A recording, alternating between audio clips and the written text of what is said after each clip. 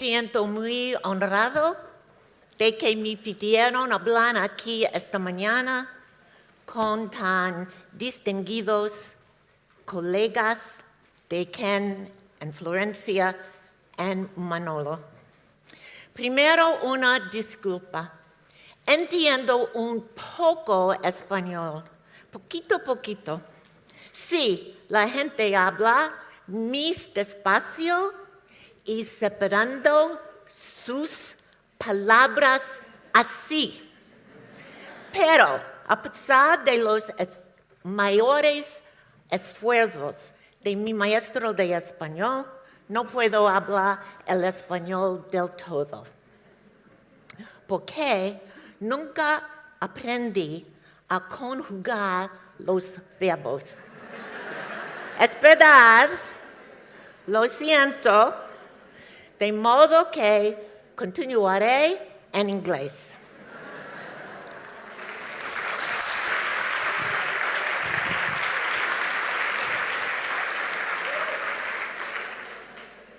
So, if you're trying to listen to me in English, I speak New York.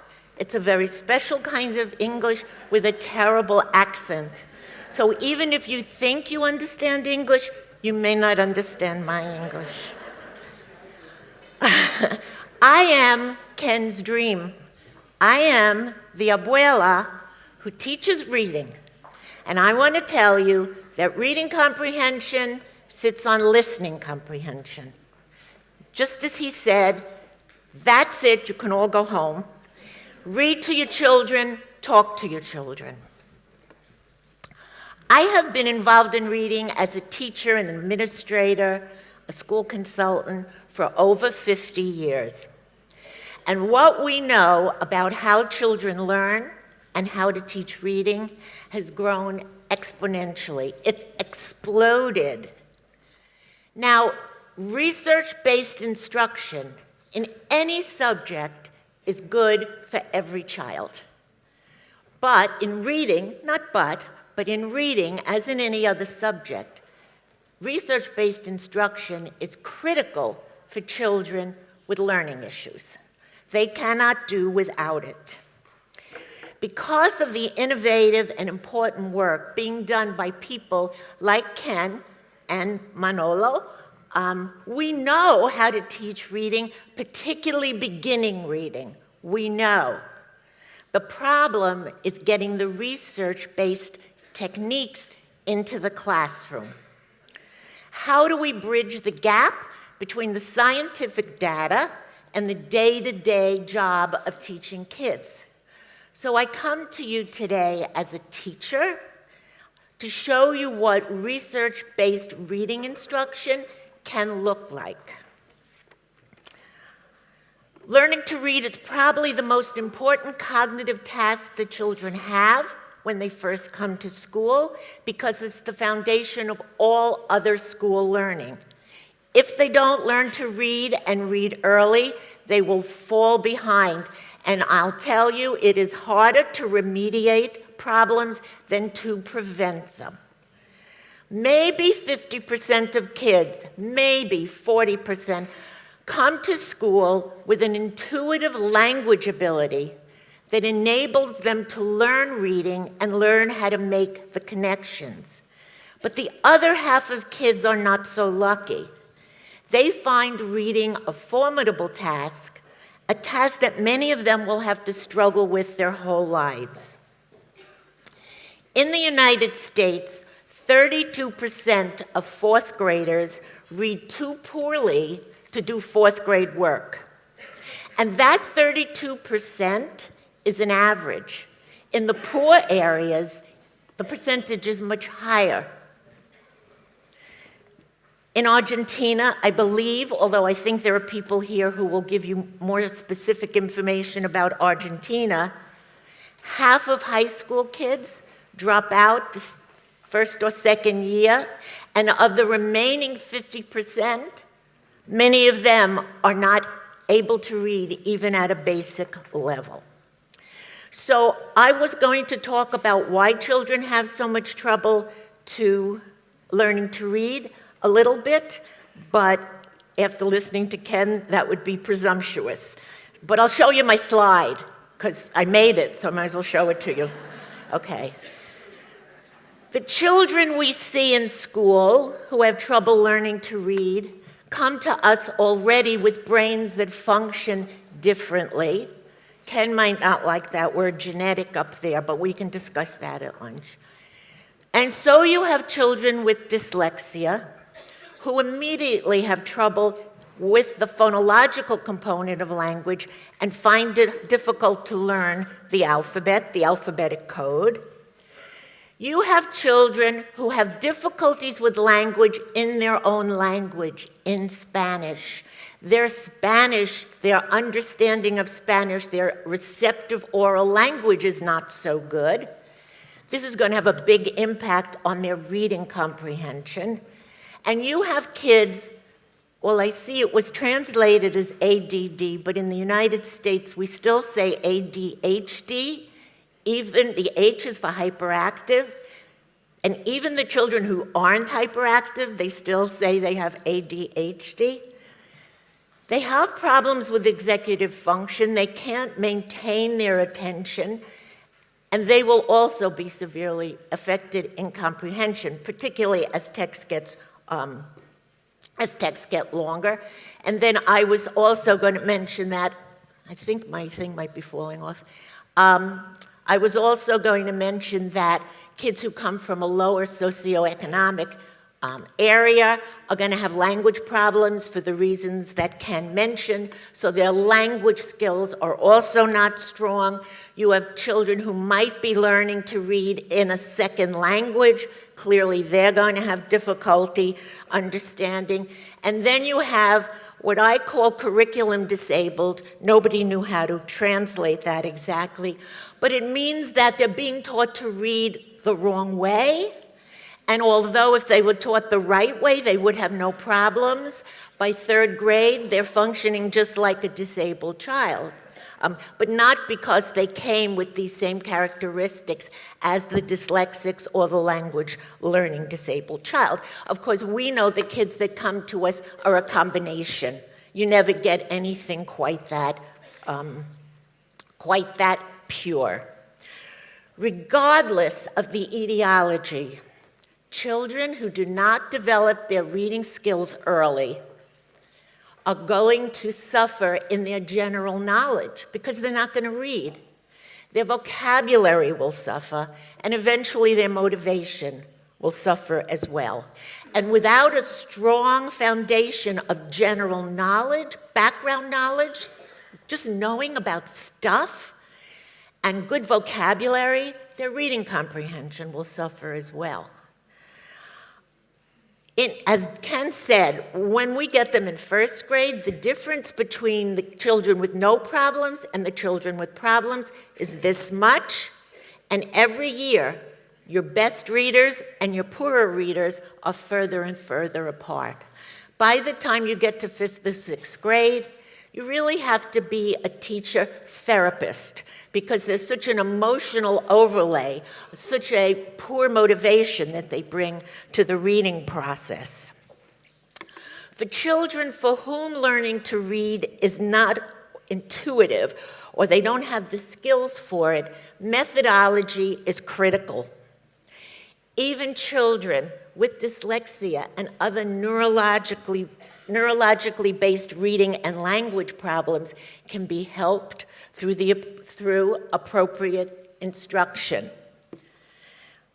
I hope this says that the appropriate instruction by skilled teachers is the key to both prevention and intervention. And I want to repeat something I believe with all my heart. I've been teaching for so many years. Prevention is easier. Get them early, do it right.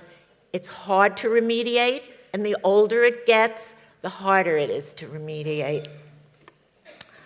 So, what I'm going to do is talk a little about what effective reading instruction would look like in the classroom, and I'm going to talk about 5 strands, 5 areas that you want to be sure are included in your reading program. The first one, which is explicit or direct instruction, might be the most important. Nah, it's not the most important. Any novice learner, suppose you're learning how to read, how to multiply, how to knit, how to play soccer, how to play the piano. If you're a beginner, you need a lot of direct instruction. Imagine it. Someone has to show you. Someone has to help you. Someone has to correct you. Even when you make a mistake, they have to show you how to do it right. The idea that young children are going to learn to read by having them read to themselves or having them read to each other is false. Because whenever you're a novice, a beginner learner, you need explicit, direct instruction. And that's what special ed is all about. The children who come to you for special education are coming out of the classroom because they need a teacher there with them, modeling whatever has to be done, providing feedback, giving them reinforcement, and evaluating, watching them do it so you can judge what is it this child needs, what is wrong with his reading that I need to teach him. So this is pervasive to everything else I'm going to say. I'm going to be showing you some worksheets. The worksheets are meant as prompts. They're meant to help you focus the children. Everybody has one. But they are meant to be done under a teacher's supervision with lots of discussion. Okay? I don't want you to think that if you hand out sheets to kids and just have them do it on your own, that is not explicit instruction. The second important component of a reading program, particularly a beginning reading program, is a very careful sequence of skills. Okay? You want to start with the basic component of an alphabetic language, which is the letter, and then build up to syllables, to words, to sentences, to paragraphs. One step at a time, paso a paso, one step at a time. And at each level, at each step, you must teach until the child is automatic. Okay? Until the child is automatic. We all bring a certain amount of attention and working memory to reading. If we take our limited attention and working memory to sound out words, okay, to guess out words, then we don't have any resources left for the comprehension. We want the children to be able to decode accurately and fluently so that they can put all their attention and working memory on the author's message, on the comprehension. So in this kind of instruction, there's a lot of practice until the child becomes automatic. Okay, I'm now going to tell you a few things that should be in this structured curriculum. Oh, I'll go back on that. The first thing is you need to be teaching phonology, which has to do with the sounds of the language. Now, I make a distinction between phonological awareness and phonemic awareness. I don't know if they can translate that, but let me try to explain it. Phonological awareness includes the ability to deal with the sounds of the language. It includes things like rhyming, okay? Gato, pato, that's rhyming. That's phonological awareness. It also includes things like breaking words into syllables. How many syllables in gato? Gato, 2. That's syllable division. But the third one that I'm going to mention is phonemic awareness. And that's the ability to break the syllable down into the sounds. Why is that so important? Well, the first thing you're going to teach the children is the alphabet. And each letter stands for a sound. I can't teach that to a child if he doesn't know what a sound is. Okay? The letters don't represent syllables. They represent sounds. For me, as a reading teacher, phonemic awareness, the ability to say the first sound in gato is g, that's what I'm looking for. And there are children who cannot do it. And until a child can tell me that, I can't show him, this is how you write the letter, this is the letter that stands for the sound g. Phonemic awareness is purely an auditory or an oral activity. The children can do it with their eyes closed because it's only about sounds. How many syllables in gato? Okay? What's the first sound in g? In g. What's the first sound in gato? And so it's just about listening. And I'll tell you why that's important in a minute. By the way, Dr. Marianne Wolf once told a story that I loved when she said, she asked a little girl, what's the first sound in cat? And the little girl said, meow. So, anyway, this is what a phonemic awareness activity might look like. The children have to put a circle around every word that begins with the same sound as baka. Baka, yes? What's the first sound in baka? I say to the children, well, not really because I teach English, b. Okay, what's the first picture? And by the way, any of you doing this in English, this is in Spanish, even though it's pictures, because you may wonder why the child circled the candle. Okay, it's not a candle, it's a vela. Okay. In any event, but this, again, I want to say this because it's very important. I'm using this paper to teach the lesson, to help the children who are having trouble. What's the name of the picture? What's the first sound? I help them. Okay.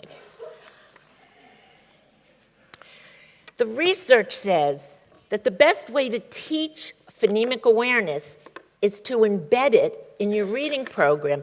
That is, if you teach the children the letter at the same time as the sound, okay, you're developing phonemic awareness at the same time as you're doing phonics, because phonics involves the sound and the letter. So this is the kind of activity I'm talking about, where the children have to write the letter for the first sound. More than just hearing the first sound, can you associate it with the correct letter? Most of the papers I show you will be perfect, not because the children didn't make mistakes, but because we're doing it with direct instruction. So the teacher was there to say, oops, fix it, and then the child got his check. Okay, it's not because I took the best papers. Now, why is that important that phonemic awareness is taught well or best when you connect it to the letter, so that I need the child to be able to isolate the first letter to start teaching reading. But once I start teaching reading, I'm going to teach him how to break the sound gato into g, a, t, o, into 4 sounds. In other words, it's part of my reading program. So there is research that says that reading programs that start with a focus on the sound level rather than the word level, okay, don't need a separate program in phonemic awareness. Sometimes, guys, I see schools buying phonemic awareness programs which have all kinds of activities. Can you say this? Can you say bat without the b and at without the a? And all of this because phonemic awareness is important for reading. But they're wasting time. I don't need all those skills. I need an isolation of the first sound, and everything else that's important to reading can be embedded in my reading program. The second part of that curriculum that you're developing is orthography, which is basically how does the code work, okay? English or Spanish have codes. The children come with thousands of spoken words, and the first thing, whatever else you want to do with reading, they have to learn how the code works. So we have activities that involve, in the first slide, learning the sound of the bay, the vey, whatever you call it, and having the children practice reading that. We have on the second slide dealing with a digraph, the CH digraph, and even the tilde has an impact on meaning because the tilde changes the meaning of the word. So activities like this are all about orthography. The third strand in the curriculum should be something to deal with morphology, which are the meaningful parts of words. Morphology is like prefixes, roots, and suffixes, okay? Teaching morphology has a very strong impact on vocabulary development. It's important for the children to start to see those suffixes as a unit. They need to look at mente and say mente. They can't be decoding it forever, or they'll never be able to read multi-syllable words fast enough to support comprehension. And so there is an introduction, or there should be an introduction. In the first slide, we show the children working with plurals. Is it S or is it ES? In the second slide, they're working with the morpheme ito or ita. It has meaning. You can say to the child, what does ito mean? In the third slide, they're working with mente. Mente takes adjectives and changes them into adverbs. And here you see their little more suffix ladder. Every time they learn a new suffix, it's added on. The idea is that they be able to go mente, yendo, ando, ieron, aron, so that they can read with sufficient speed. I don't want to, I hesitate to say speed too many times. You need speed at the word level, but it is not about reading fast. And too many of the people in the United States who are doing fluency, sit there with a stopwatch, timing kids. Children read too fast, they lose their comprehension. Louisa Moats has a definition of fluency I really like. She says it's reading with sufficient accuracy and speed to support comprehension. That's all you need. You don't need to be the fastest reader. That was, okay. Okay, syntax is another. Syntax is like grammar. A lot of reading comprehension breaks down at the sentence level. It's not, they don't understand the chapter, but somewhere along the way, some sentence didn't make sense to them. Children with problems in their oral language often only understand simple subject, predicate sentences. And if it's not subject, predicate, they don't understand it. So there are activities like this. These particular activities focus on but, because, and so. So on the first activity, the children have to underline the phrase that best completes the sentence that ends in pero. These are based on stories, so you may not know the answer to that, but the kids would. In the second one, they have to circle if it's por eso, pero, or porque. That's a little bit harder. And here we have an even harder task. Can they complete the sentence that ends with the word pero? under a teacher's direction, And the other important strand of your curriculum is Semantics Vocabulary. And this is not the only way to do vocabulary, nor necessarily the best, but it's one way. Vocabulary is built on discussion, on reading, and in the content area, whatever they're learning in history and geography. There are many ways to build vocabulary, but here we deal with synonyms. Do you know what this is? It's find the one that doesn't belong. It's categorizing. Which word does not belong? Yes? And then the children have to tell us why.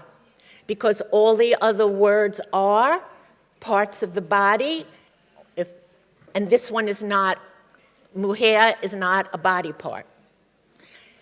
And here we have not only a morpheme, but we're doing opposites. Okay, moving on. I'm hoping to give you 5, so I'm up to number 3.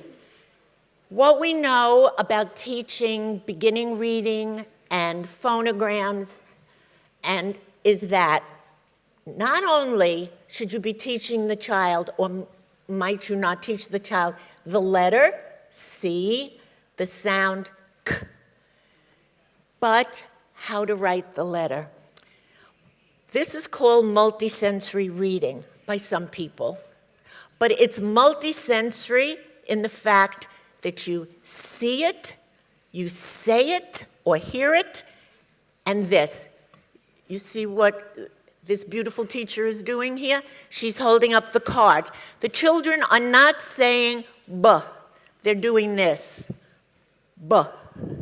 See it, say it, write it. And there is research that the act of actually putting the letter on the page helps them learn to make that association between the sound symbol. More than that, taking that, if you're going to write, integrating reading and spelling is part of a real multisensory reading program, so that when the children learn a phoneme, so the children are going to read this, monitored with the teacher, and then they have a spelling dictation with the same sound.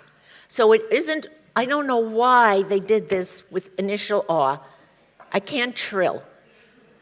I'm going to try. So the teacher is saying, write Rana. And the children write it. Leave a space, look at me kids, write Rema. So that the children get to practice. I hear the sound, I write it. And here, when I see that, this is what I'm going to say. So we're using words. I mean, we're reading words and looking for meaning from the beginning. Here again, if you're teaching the digraph double L, they read the words, they do a spelling dictation. Or, this is the Ito. The day they read this list of words, they get a spelling dictation like this. The integration of spelling with beginning reading has not been utilized enough by schools. It's very powerful, not to give the children just a list of words to spell, but to use the words that they spell to reinforce what you're teaching them to read.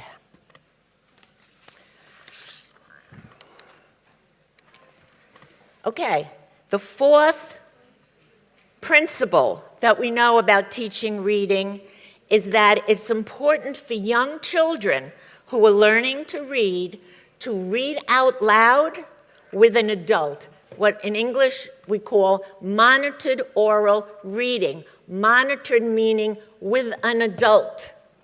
With an adult. So if they read the word wrong, the teacher will help them read the word right.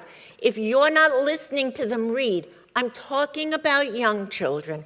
When they get to the reading to learn stage of reading, 4th, 5th, and 6th grade, they don't need to read aloud as much. But for a young child, it's very important. Let's listen. Da, la, al, ama, can, yo, tan, yo, pan, can, mas, casa, cama, pasa, pa, ta, pata, nada, nada, cada.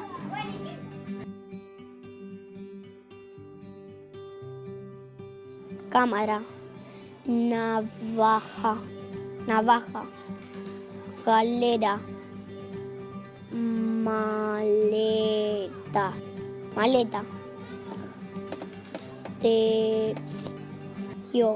tapete, garaje.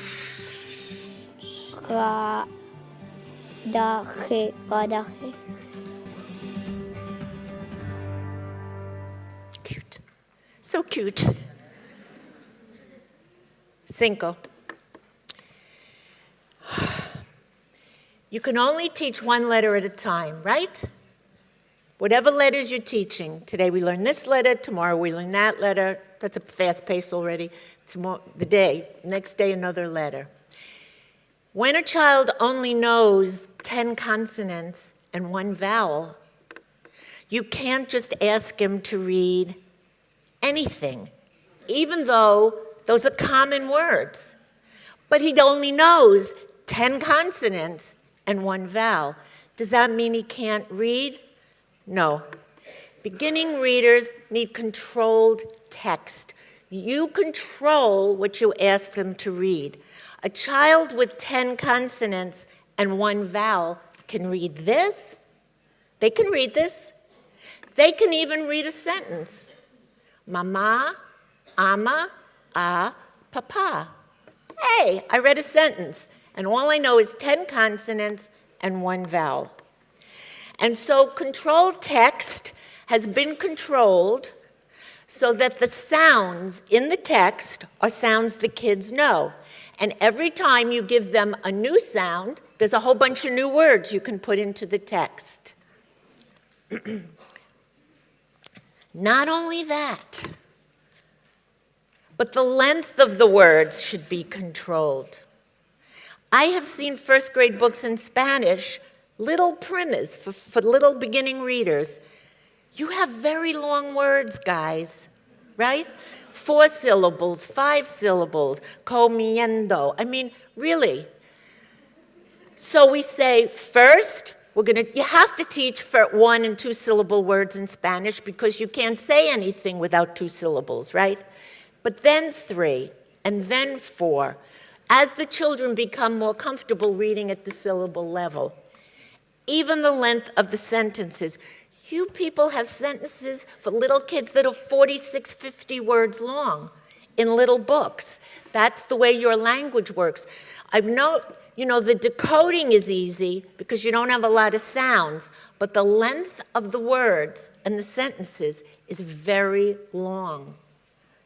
Even the length of the stories is controlled as the children develop the attention and the stamina.